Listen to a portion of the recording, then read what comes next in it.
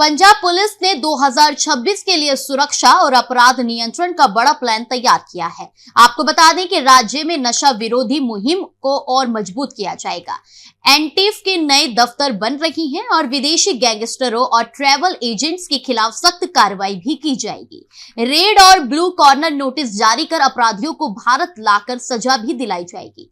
पिछले 3 सालों में 800 करोड़ रुपए से अधिक का निवेश मॉडर्नाइजेशन पर किया गया है और 2026 में 1000 नई पीसीआर गाड़ियां खरीदी जाएंगी। पंजाब के सभी 454 थानों और डीएसपी को नई गाड़ियां मिलेंगी। आपको बता दें कि 2 नए पुलिस लाइन और 11 नए स्टेशन बन रही हैं, जबकि आईटी सिटी में अल्ट्रा मॉडर्न पुलिस स्टेशन तैयार हो रहा है। साइबर सुरक्षा को मजबूत करने नई पॉलिसी लाई जा रही है। हेड कांस्टेबल एनटीपीएस एक्ट के तहत अपराधों की जांच भी करेंगे। नशा विरोधी आंदोलन को पीपल मूवमेंट में बदला जाएगा। 112 के रिस्पांस टाइम को 7 से 8 मिनट तक लाने और जेल विभाग अपग्रेड करने का लक्ष्य रखा गया है। सिस्टमैटिक ट्रैकिंग से टारगेट किलिंग और ऑर्गेनाइज्ड क्राइम को जड़ से खत्म किया जाएगा। पाकिस्तान और आईएसआई की हर गतिविधि पर सतर्कता बरती जा रही है। इस साल 260 करोड़ रुपए की संपत्ति जब्त की गई और राज्य में सुरक्षा व्यवस्था को और मजबूत किया जा रहा है। This is being extended to facial recognition. तकरीबन 4 लाख डेटा पॉइंट्स है पाइल्स ਦੇ ਵਿੱਚ इसको एक्सपैंड करके एक प्रभावी तरीके ਨਾਲ ऑर्गेनाइज्ड क्राइम के खिलाफ इसको ਵਰਤਿਆ ਜਾਊਗਾ।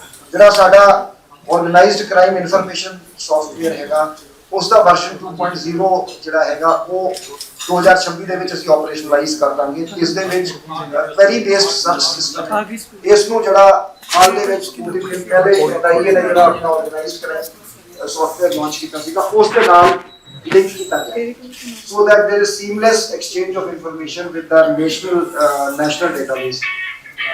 ਵੀ ਵਿਲ ਫੋਕਸ ਔਨ ਜਿਹੜੇ ਟਰੈਵਲ ਏਜੰਟਸ ਹੈਗੇ ਕੁਝ ਇਸ਼ੂਜ਼ ਅਸੀਂ ਫਲੈਗ ਕੀਤੇ ਹਨ ਜਿਹੜਾ ਪਾਸਪੋਰਟ ਇਸ਼ੂਐਂਸ ਸਿਸਟਮ ਹੈਗਾ ਉਸ ਨੂੰ ਕਿਵੇਂ ਲਿੰਕ ਕੀਤਾ ਜਾਵੇ ਕ੍ਰਿਮੀਨਲ ਰਿਕਾਰਡ ਵੈਰੀਫਿਕੇਸ਼ਨ ਦੇ ਨਾਲ ਸੋ ਦੈਟ ਜਿਹੜੇ ਲੂਪਹੋਲਸ ਨੂੰ ਇਸਤੇਮਾਲ ਕਰਕੇ ਜਿਹੜੇ ਲੋਕ ਦੇਸ਼ ਤੋਂ ਬਾਹਰ ਨਿਕਲ ਜਾਂਦੇ ਨੇ ਜਾਂ ਪਾਸਪੋਰਟ ਜਿਹੜੇ ਦੂਜੇ ਪਾਸਪੋਰਟ ਆਫਿਸਰਸ ਤੋਂ ਬਣਵਾ ਲੈਂਦੇ ਉਸ ਤੇ ਅੰਕੁਸ਼ ਲਾਇਆ ਜਾ ਸਕੇ ਤੇ ਜਿਹੜੇ ਟਰੈਵਲ ਏਜੰਟ ਇਹਨਾਂ ਦੇ ਵਿੱਚ ਇਨਵੋਲਵ ਹੈਗੇ ਉਹਨਾਂ ਦੇ ਖਿਲਾਫ ਵੀ ਲੀਗਲ ਕਾਰਵਾਈ ਕੀਤੀ ਜਾਊਗੀ।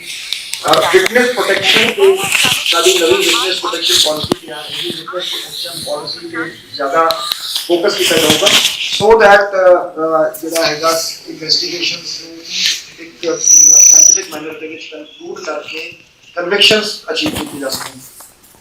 साडी we have constituted a high powered committee headed by mister Ram Singh जो स्पेशल डीजीपी टेक्निकल सर्विसेज है। इस दे विच Praveen Sinha ji special DGP intelligence, Sudhanshu Srivastava ji, mister Neelabh Kishore 4 officers है। सो जरा अपने एंटी ड्रोन सिस्टम्स ਜਿਹੜੇ ਅਸੀਂ 3 ਪ੍ਰੋਕਿਊਰ ਕੀਤੇ ਹੈਗੇ ਤੇ 6 ਹੋਰ ਆਪਰੇਸ਼ਨਲਾਈਜ਼ ਕਰ ਰਹੇ। ਇਸ ਤੋਂ ਅੱਗੇ ਲੈ ਜਾਣ ਲਈ state government has sought funds of 175 crores from the central government for procuring 17 more anti drone systems in the next financial year. So ਉਸ ਲਈ ਇੱਕ ਹਾਈ ਪਾਵਰਡ ਕਮੇਟੀ ਕਨਸਟੀਟਿਊਟ ਹੋ ਗਈ ਹੈ।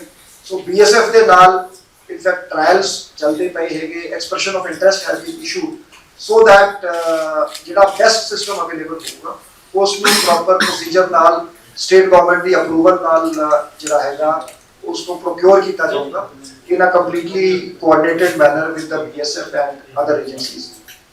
ਸਾਡਾ focus ਹੈਗਾ ਜਿਹੜੇ ਸਾਡੇ hybrid challenges ਹੈਗੇ ਜਿਹੜੀ trans border smuggling through drones ਜਾਂ ਜਿਹੜੇ foreign ਨੋਟਸ ਜਿਹੜੇ ਹੈਗੇ ਉਹਨਾਂ ਦੇ ਖਿਲਾਫ ਤੇ ਤੀਜਾ ਜਿਹੜੇ ਸਾਡੇ ਫੁੱਟ ਸੋਲਜਰਸ ਜਿਹੜੇ ਐਕਟਿਵ ਹੈਗੇ ਆਰਗੇਨਾਈਜ਼ਡ ਕ੍ਰਾਈਮ ਦੇ ਵਿੱਚ ਜਾਂ ਟੈਰਰ ਐਕਟੀਵਿਟੀਜ਼ ਦੇ ਵਿੱਚ ਤੋਂ ਇਹਨਾਂ ਲਈ ਅਸੀਂ ਜਿਹੜੀ ਸਟ੍ਰੈਟਜੀ ਆਪਰੇਸ਼ਨਲਾਈਜ਼ ਕਰਾਂਗੇ ਕਿ through issuance of red corner notices blue corner notices coordination with CBI NIA other central agencies ਸਾਡਾ ਫੋਕਸ ਹੋਊਗਾ ਕਿ ਵੱਧ ਤੋਂ ਵੱਧ ਕ੍ਰਿਮੀਨਲਸ ਨੂੰ ਇੰਡੀਆ ਲੈ ਕੇ ਆਇਆ ਜਾਵੇ ਸੋ ਦੈਟ ਦੇ face the heat of the law and ਇਹਨਾਂ ਨੂੰ ਐਂਡ ਟੂ ਐਂਡ ਮੈਨਰ ਦੇ ਵਿੱਚ ਜਿਹੜਾ ਇਹਦਾ ਪੂਰਾ ਇਕੋਸਿਸਟਮ ਹੈ ਜਿਹੜੇ ਫਾਈਨੈਂਸਰ ਵੀ ਹੈਗੇ ਜਿਹੜੇ ਇਹਨਾਂ ਨੂੰ ਸਪੋਰਟ ਕਰਦੇ ਹੈਗੇ ਜਿਹੜਾ ਇਹਨਾਂ ਨੂੰ ਪਨਾਹ ਦਿੰਦੇ ਹੈਗੇ ਤੇ ਉਹ ਸਾਰਿਆਂ ਦੀ ਮੈਪਿੰਗ ਕਰਕੇ ਜਿਹੜਾ ਹੈਗਾ ਉਸ ਤੇ in an end to end manner networks will be targeted and busted. ਸਾਡੀ ਸੈਕੰਡ ਲਾਈਨ ਆਫ ਡਿਫੈਂਸ ਤੇ ਜਿਹੜੇ 2367 CCTVs 585 locations they will be ready before 31st of March so which will be a great boost for the internal security grid ਜਿਹੜੀ ਪਾਕਿਸਤਾਨ ਦੇ intrusions ਤੇ rogue drones ਦੇ ਖਿਲਾਫ ਜਿਹੜੀ ਕੰਮ ਕਰ ਰਹੀ ਹੈ। ਨੈਕਸਟ ਈਅਰ ਸਾਡਾ ਇੱਕ ਮੇਨ ਟੀਚਾ ਹੈਗਾ 112 ਦਾ ਰਿਸਪੌਂਸ ਟਾਈਮ ਇਸ ਵੇਲੇ 12 ਤੋਂ 13 ਮਿੰਟ ਹੈਗਾ ਪੰਜਾਬ ਦੇ ਵਿੱਚ, ਸੋ ਇਸ ਨੂੰ ਅਸੀਂ ਘਟਾ ਕੇ we want to bring it down to about 7 to 8 minutes which will be at par with the best in the country। ਸੋ ਇਸ ਲਈ ਅਸੀਂ ਇੱਕ ਸੈਕਟਰ 89 ਦੇ ਵਿੱਚ government has allotted Punjab police a plot of land ਜਿਸ ਤੇ ਇੱਕ ਅਲਟਰਾ ਮਾਡਰਨ 200 ਕਰੋੜ ਦੀ ਲਾਗਤ ਤੋਂ ਇਨ ਫੇਜ਼ਸ ਇੱਕ modern control room state level control room ਬਣੂਗਾ ਤੇ 125 crore upgradation of vehicles fleet upgradation ਤੇ ਖਰਚ ਕੀਤੇ ਜਾਣਗੇ। ਤੇ ਮੈਂ ਇਹਦੇ ਵਿੱਚ ਦੱਸਣਾ ਚਾਹਾਂਗਾ ਕਿ ਪਿਛਲੇ 3 ਸਾਲਾਂ ਦੇ ਵਿੱਚ ਪੰਜਾਬ ਪੁਲਿਸ ਨੇ ਤਕਰੀਬਨ 800 ਕਰੋੜ ਤੋਂ ਵੱਧ ਮਾਡਰਨਾਈਜੇਸ਼ਨ ਤੇ ਖਰਚ ਕੀਤਾ ਹੈਗਾ ਤੇ ਸਾਡੇ ਇਨਫੈਕਟ ਜਿਹੜੀ ਗਵਰਨਮੈਂਟ ਆਫ ਇੰਡੀਆ ਦੀ ਜਿਹੜੀ ਵਹੀਕਲ ਸਕ੍ਰੈਪਿੰਗ ਪਾਲਿਸੀ ਹੈਗੀ ਉਸ ਦੇ ਵਿੱਚ ਪ੍ਰੋਵੀਜ਼ਨ ਹੈਗਾ ਕਿ 15 ਸਾਲ ਤੋਂ ਪੁਰਾਣੀ ਕੋਈ ਵੀ ਵਹੀਕਲ ਜਿਹੜੀ ਉਹ ਔਨ ਰੋਡ ਨਹੀਂ ਰਹਿਣੀ ਚਾਹੀਦੀ। ਅਸੀਂ ਤਕਰੀਬਨ 2000 ਗੱਡੀਆਂ ਅਸੀਂ ਆਪਣੀ ਸਕ੍ਰੈਪ ਕੀਤੀਆਂ ਤੇ ਉਸ ਦੇ ਇਨ ਲਿਊ ਆਲਮੋਸਟ 2000 ਵਹੀਕਲਸ ਜਿਸ ਦੇ ਵਿੱਚ ਤਕਰੀਬਨ 1500 4 ਵੀਲਰਸ ਤੇ ਤਕਰੀਬਨ 500 ਤੋਂ ਵੱਧ 2 ਵੀਲਰਸ ਅਸੀਂ ਐਕਵਾਇਰ ਕੀਤੇ ਹੈਗੇ ਇਨ the next last 3 years। For the next year, our target is we will be acquiring between 800 and 1000 vehicles purely for PCR and response to distress calls on 112।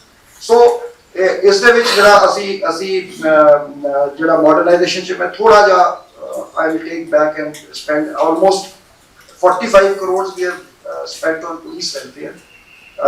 Upgradation of counter intelligence wing ਤੇ 80 ਕਰੋੜ ਖਰਚਿਆ ਗਿਆ ਹੈ। 40 crore cyber crime division को upgrade ਕਰਨ ਤੇ ਖਰਚਾ ਗਿਆ ਹੈ। ਸਟ੍ਰੈਂਥਨਿੰਗ of border police station ਤੇ 60 ਕਰੋੜ ਖਰਚੇ ਗਏ ਹੈ। ਕੰਪਿਊਟਰਾਈਜੇਸ਼ਨ ਤੇ 106 ਕਰੋੜ ਖਰਚੇ ਗਏ ਤੇ ਪੁਲਿਸ ਬਿਲਡਿੰਗਸ ਤੇ ਹੁਣ ਤੱਕ 142 ਕਰੋੜ ਅਸੀਂ ਸਪੈਂਡ ਕੀਤੇ।